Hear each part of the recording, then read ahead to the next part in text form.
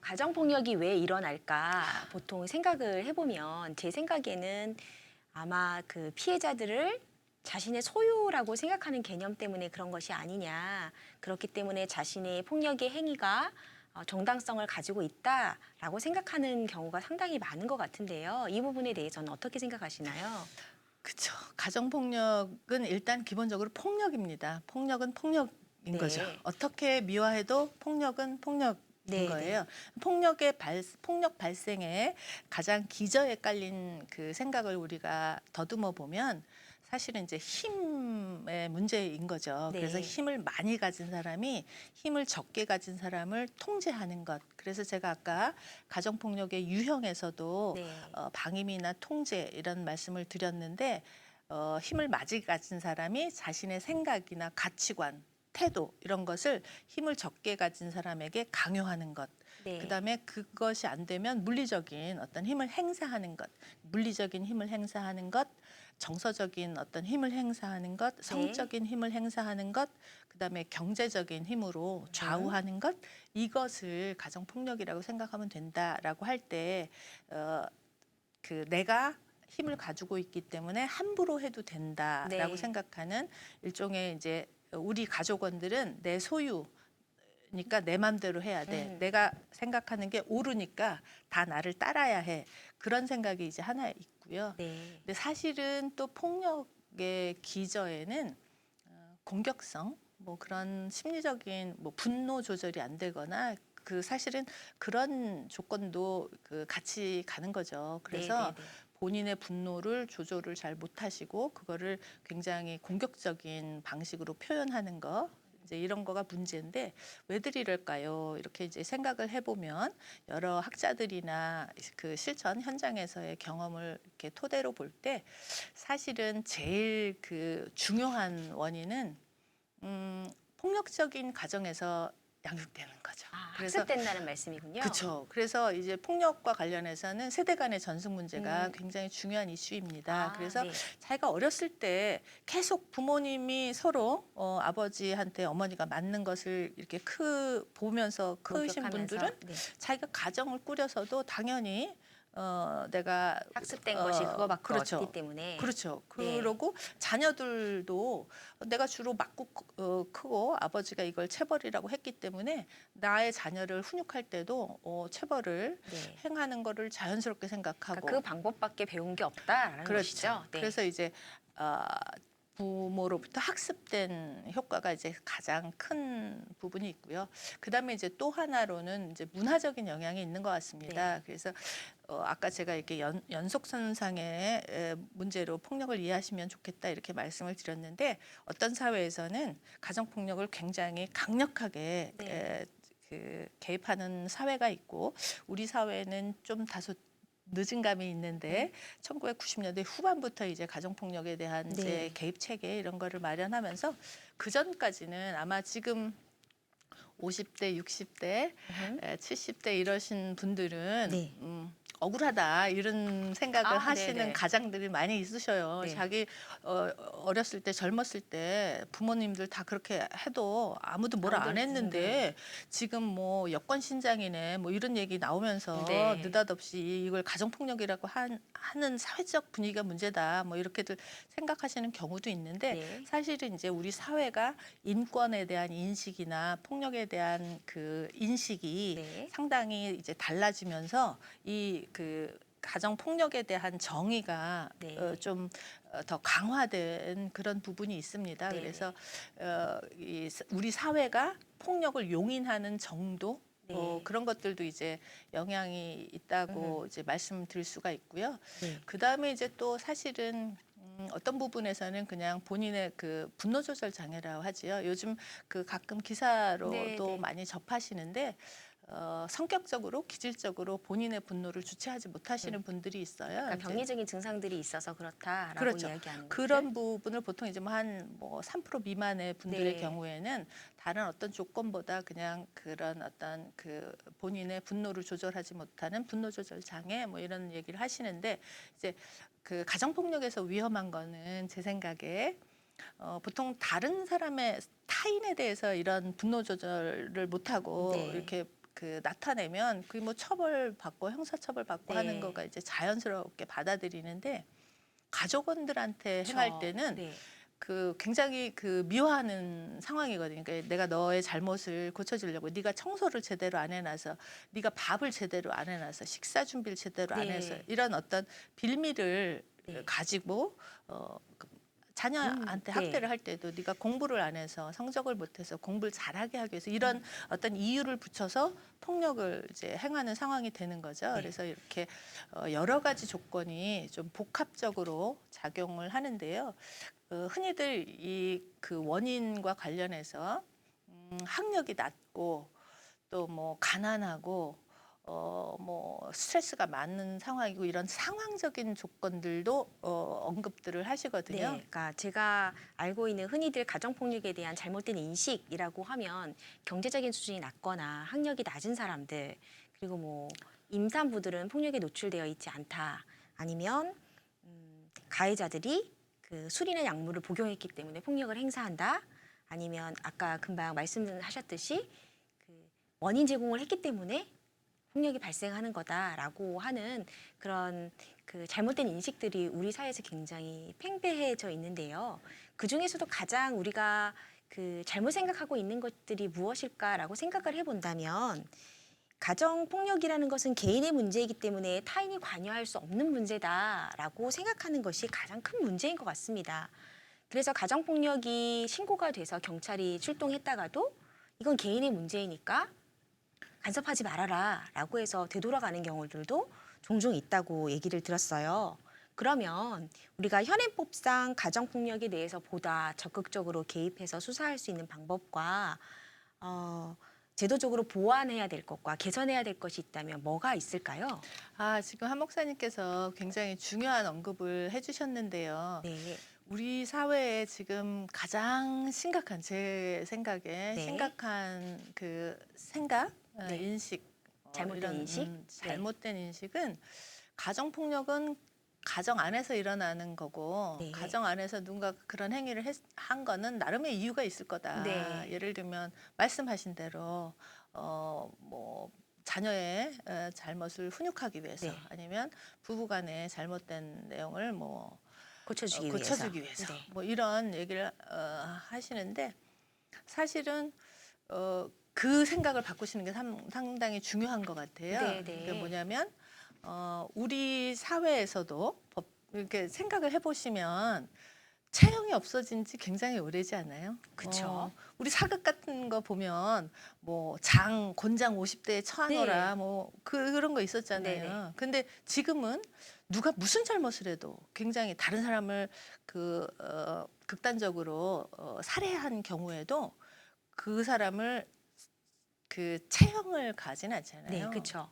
그 실제로 전 세계적으로 봐도 체형이 아직 있는 나라는 얼마 없고 그 몇 없는 나라의 체형에 대해서도 사실은 이제 비판적인 시각들이 있어요. 네. 근데 우리 사회가 체형을 없앤 이유는 폭력적인 방법으로 어떤 사람이 그 어떤 잘못을 했다고 하더라도 음흠. 그게 국가라고 하더라도 이 사람의 그런 인격을 존중하지 않는 방식으로 이 사람의 잘못을 처벌할 수는 없다. 이렇게 네네. 보는 거죠. 사실 어떤 잘못을 했을 때 굉장히 중요한 게 이제 두 가지 접근이에요. 네. 하나는 그 사람의 잘못에 상응하는 죄의 값을 응징하는 네네. 그런 차원이고 또 하나 굉장히 중요한 차원이 이 잘못을 교화하도록 하는 네. 거죠. 그래서 네네. 다음에 또 이런 잘못을 안 하도록 하는 게 굉장히 중요한 내용인데 국가도 이 두 가지의 목적을 가지고 채용을 하지는 않기로 한 그런 네네. 상황이에요. 근데 우리가 잘 생각해 보면 다른 사람에게는 행해서는 안 되는 행동인데 네. 내가 사랑하는 우리 가족원이기 때문에 음흠. 그 사람의 잘못된 행동을 고쳐주기 위해서 네. 내가 체벌을 한다. 음흠. 신체적인 폭력을 한다. 아니면 내가 어떤 그 경제적으로 컨트롤한다. 뭐 이런 생각 자체는 사실 굉장히 잘못된 생각이라는 네. 거죠. 네. 그래서 실제로 그냥 폭력은 폭력일 뿐이다. 폭력을 해양하는 것 자체는 나의 잘못이다. 네. 그러니까 그런 인식을 하시는 어떠한 이유이든지 그 폭력은 정당화될 수 없다라는 말씀을 굉장히 강력하게 해주시고 있는 것 같은데요. 좀 전에 말씀해 주셨듯이 그 피해자가 가족의 구성원이 내 소유라고 생각하는 그런 개념 때문에 벌어지는 일 중에 대표적인 것이 저는 아동 폭력이라고 생각이 들어요. 아동을 대상으로 하는 폭력은 내 아이를 내가 훈육하는 차원에서 체벌을 하는데 무엇이 잘못이냐, 간섭하지 마라 이렇게 이야기하고 있는 경우가 상당히 많은데요. 이런 것들을 보면 아동 폭력에서는 그 체벌과 폭력의 경계가 굉장히 모호한 것 같습니다. 그 기준이 어떻게 되나요? 그러니까 이제 그것도 굉장히 어려운 이슈 중에 하나인데요. 이제 부부간의 폭력인 경우에는 또 그나마라는 표현은 좀 그렇지만 이 상대방이 대응할 수 있는 평등한 위치에 뭐 있는 물리적으로도 그렇고 뭐 그 성장 네. 부분에도 그렇고. 근데 이제 아동의 수직적인 경우에는 관계. 네. 힘이 더 약하고 네. 특히 인간의 경우에는 18세가 넘기 전까지는 부모의 적극적인 보호 아래서 모든 것이 부모에게 이제 좌우돼야 되는. 네네. 그러니까 이제 아까도 제가 서두에 폭력은 힘의 문제다 이렇게 네. 말씀을 드렸는데 아동 학대는 그야말로 가장 취약한 상태에 있는 상황인 거죠. 네네. 그래서 실제로 조금 일반적으로는 많이 놀라시는 통계 중에 하나가 저희가 이제 매년 아동 학대 관련된 통계가 이제 보고되거든요. 네네. 전국적인 그 아동 학대 관련된 그 현황에 대한 보고를 보면 거의 차이 없이 매년 네. 18세 미만의 아동에게 행하는 학대 중에 70% 이상이 친부모에게서 일어납니다. 네네. 사실 이제 극단적인 학대의 경우 뭐 최근에 여러분들 굉장히 가슴 아픈 이제 뭐 상황인데 그 여행 가방에서 뭐 사망한 사례 또 칠곡에서 학대받아 사망한 사례 이런 사례가 이제 다 계모에 의한 학대 계부나 그래서 이제 그 극단적인 이런 학대가 보도되기 때문에 계부나 계모에 의해서 발생된다 이렇게 생각하시는데 사실은 통계적으로 보면 네. 70% 정도가 친부모에 의해서 발생된다 이렇게 이제 보셔야 되고요. 네네. 근데 이제 그 70%를 또 이제 개입을 하면서 저희가 이제 뭐 상담을 해보거나 상황을 이제 파악을 해보면 거의 100% 그러니까 99%가 왜 학대를 했냐 이런 그 질문에 던지면. 대해서 네. 거의 100%가 우리 아이가 잘못했기 때문에 내가 훈육하는 거다 그렇게 네. 얘기합니다. 이제 제가 예를 들어 드리면 제가 이제 직접 관여했던 사례 중에는 아이를 세탁기 통에 넣고 돌린 경우가 있어요. 네. 왜 그랬냐? 아이가 굉장히 잘못을 지었다. 죄의 씻김을 받아야 된다. 네. 뭐 이런 그다음에 뭐 아이한테 비누를 물린 네. 경우 있어요. 왜 그랬냐? 아이가 욕을 하고 입에 담지 못하는 얘기를 했기 때문에 정화해야 된다고 생각했다. 그런 경우도 있고 또 뭐 실제로 아이를 뭐 다 벗겨서 청소년이었는데 다 벗겨서 목에다 철사를 한 다음에 그 아이가 다니는 중학교 운동장을 돌도록 하면서 만천하에 얘의 잘못을 네. 알려서 더 이상 얘가 잘못하지 않도록 하겠다 그런 아버지가 있었어요. 네네.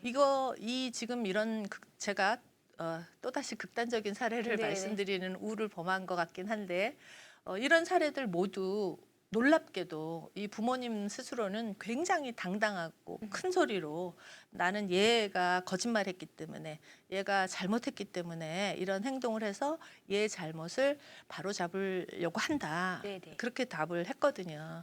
그러니까 교수님 말씀은 훈육의 차원에서 어떠한 체벌도 허용이 돼서는 안 된다라고 네. 말씀하시는 거죠. 네. 그게 왜 그러냐면 일반적으로는 그러니까 이런 극단적인 신체적인 학대, 정서적인 학대를 한 부모님들조차도 네. 자신의 행위를 훈육이라고 믿고 있다는 게 굉장히 이제 심각한 문제라는 네, 거죠. 네. 그래서 사실은 오늘 이 동영상을 보시는 분들이 함께 이해하셨으면 좋겠는 장면이 이런 신체적인 체벌이나 혹은 정서적인 뭐 제가 본 사례는 어떤 목사님께서 자기 아이를 이제 훈육한다는 목적으로 겨울에 다 벗기고 문 밖에다가 세워놨어요. 아, 네. 그런 경우 이제 그런 경우가 이제 극단적인 학대에 속하는데 예를 들면 아까도 제가 잘못에 대한 징벌과 교화 네. 말씀을 드렸는데 이런 정도의 체벌을 통해서 원하시는 훈육의 목적을 달성할 수 있을까? 이거를 언제나 생각하시는 게 굉장히 중요한데 경험적으로나 이론적으로나 이런 정도의 체벌 혹은 어떤 정도의 체벌을 통해서도 우리가 아이들한테 자녀들한테 전달하는 건 힘이 있는 사람은 폭력을 쓸 수 있다. 네. 그 이상도 이하도 아니다.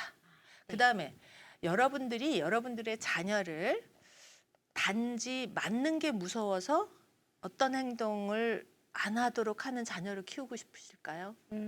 그건 아니지요. 네, 그쵸. 그러니까 내가 어떤 행동을 하는 게 옳은지 옳지 않은지를 생각해 볼 수 있고 스스로 그 잘못을 생각해서 또 하지 않도록 하는 그런 어떤 생각의 기회, 반성의 기회를 주는 다른 좋은 비폭력적인 훈육 방법들이 너무 많은데 그런 훈육 방법들을 단지 모르기 때문에 그냥 쉽게 자기가 자기 부모로부터 배운 그런 폭력적인 방법으로 훈육을 하는 게 아닌가 하는 이런 안타까운 네. 마음이 있어요. 그래서 그러니까 교수님 말씀을 들어보면 교수님께서 극단적인 예를 드시기는 하셨지만 사실 어떠한 체벌도 허용되지 않고 그것은 폭력이다라고 말씀하시면 사실 우리 일상생활에서 모든 사람들이 흔히들 범하고 있는 그 체벌과 훈육의 모습들도 사실은 아이들에게 행하는 가정에게 행하는 폭력이 될 수 있다라는 사실을 우리가 강력하게 인식해야 된다라고 하시고 말씀하시는 것 같습니다. 맞나요? 네. 그 실제로 일반인들께서 그러면 어떻게 훈육해야 돼? 요거는 훈육이고 요거는 체벌이야. 이렇게 구분하시는 거가 사실 쉽지 않습니다. 네. 사실 이제 그 주제로 넘어가면 오늘 1시간 아, 네. 우리에게 주어진 시간이 넘어가는 부분이고 네. 그리고 굉장히 이 비폭력적인 훈육 방법과 그 폭력적인 훈육 방법 그다음에 사실 이제 신체적으로 체벌을 하지 않는 건 오히려 쉬운 수준에 속하는 것이고 정서적인 폭력을 하지 않고 아이를 훈육하는 것 네. 뭐 이렇게까지 가면 굉장히 그 어려운 네. 주제가 되는 거라서 차라리 나는 체벌하지 않겠다. 네. 이렇게 생각하시는 게 네. 일반인들로서는 오히려 쉬운 방법 아닐까요? 근데 가끔 체벌을 주된 훈육 방법으로 택하시는 부모님들께서는 체벌하지 않고 어떻게 아이를 양육할 수 있냐. 네. 우리 성경에도 자녀를 아끼려거든 채찍을 아끼지 네. 말아라. 뭐 이런 말씀도 있다. 그렇죠. 이러면서 이제 훈육을 하시겠다고 하시거든요. 네네. 그런데 아무튼 이렇게 그 체벌을 하는 순간 한 대를 때리는 건 괜찮고 10대를 때리는 건 안 될까? 네. 그다음에 뺨을 때리거나 엉덩이를 손으로 때리는 건 안 되고 정해진 채찍을 어디다 두고 어떤 기준에 따라서 동의를 하고 몇 대를 맞고 그다음에 안아주고 또 뭘 잘못했는지 말하게 하고 이런 방법은 훈육일까? 이거 너무 어렵기 때문에 네. 사실은 올해 6월에 우리나라에서도 뭐 전 세계적으로는 네, 네. 지금 36개국 이상의 나라에서 가정과 학교에서 체벌을 체벌을 금지하고 금하고 있죠. 있습니다. 네. 그리고 유엔 아동권리 협약 이런 데서 이제 강력히 아동 권리, 아동 인권과 관련해서 체벌은 아동의 권리를 침해하는 부분이다. 네, 아동의 네. 건강한 발달을 위해서 바람직한 훈육 방법이 아니다라고 정하고 있어서 네. 그냥 그렇게 너무 어렵게 훈육에 속하는 체벌을 할 수 있는 정도로 고난도 체벌을 하실 수 있지 않으면 그냥 체벌은 안 안 하는 하겠다 것이 이렇게 맞다. 생각하시면 좋겠고 네. 실제로 체벌을 안 해도 아이를 잘 키우실 수 있습니다.